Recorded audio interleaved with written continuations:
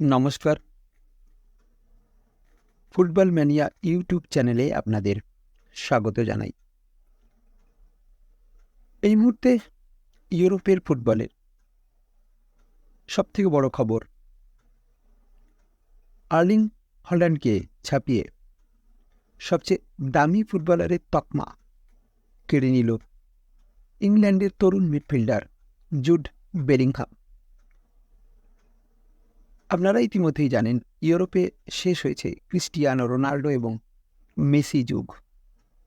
আর এই মুহূর্তে ইউরোপিয়ান ফুটবলে এসেছে একঝাঁক তরুণ তুর্কি ফুটবলার এবং তাদের মধ্যে শুরু হয়েছে দ্বৈরথ। কিলিয়ান এমবাপ্পে থাকলেও তিনি এখন বেশ পিছনের সারিতে। এই মুহূর্তে ইউরোপীয় ফুটবল বাজারে গবেষণা অনুযায়ী সবথেকে এগিয়ে রয়েছে জুড বেলিংহাম। ফুটবল পরিসংখ্যান ভিত্তিক স্বাধীন সংস্থা ইন্টারন্যাশনাল সেন্টার ফর স্পোর্টস স্টাডিজের প্রকাশিত খেলোয়াড়দের মূল্য তালিকাতে দেখা গেছে তার প্রতিফলন। প্রতি 6 মাস অন্তর এই প্রতিবেদনটি প্রকাশ করে এই সংস্থা, যেখানে বিশ্বের দামি খেলোয়াড়দের নিয়ে দেওয়া হয় একটি স্ট্যাটিস্টিক্স। সদ্য প্রকাশিত এই প্রতিবেদনে এই মুহূর্তে সবচেয়ে দামি খেলোয়াড় ইংল্যান্ডের জুড বেলিংহাম। তিনি হল্যান্ডকে টপকে উঠে এসেছেন সবার উপরে।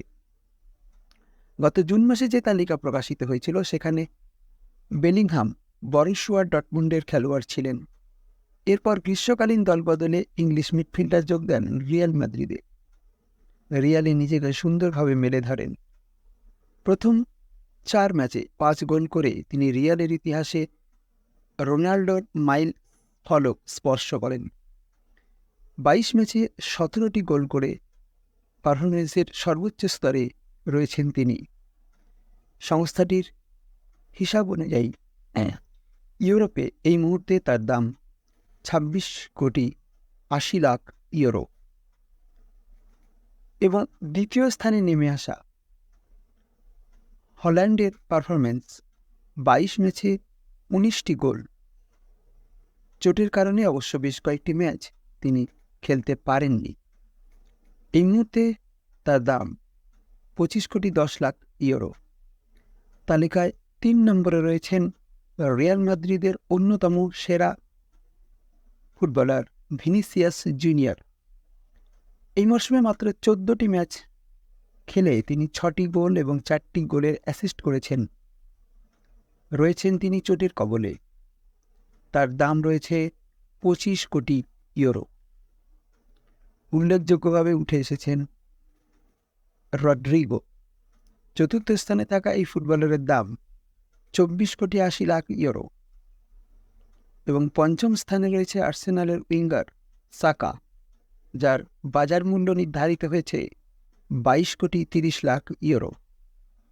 গতবারের 10 নম্বরে থাকা পিএসজি তারকা কিলিয়ান এমবাপ্পে রয়েছেন এবার 26 নম্বরে। তার মূল্য দাঁড়িয়েছে মাত্র 10 কোটি 60 লাখ ইউরো। অর্থাৎ উঠে আসা তরুণদের থেকে অনেকটাই পিছনে রয়েছেন তিনি। আমাদের এই চ্যানেলটি যদি আপনাদের ভালো লেগে থাকে তাহলে অবশ্যই সাবস্ক্রাইব করবেন এবং লাইক, শেয়ার ও কমেন্ট করতে ভুলবেন না।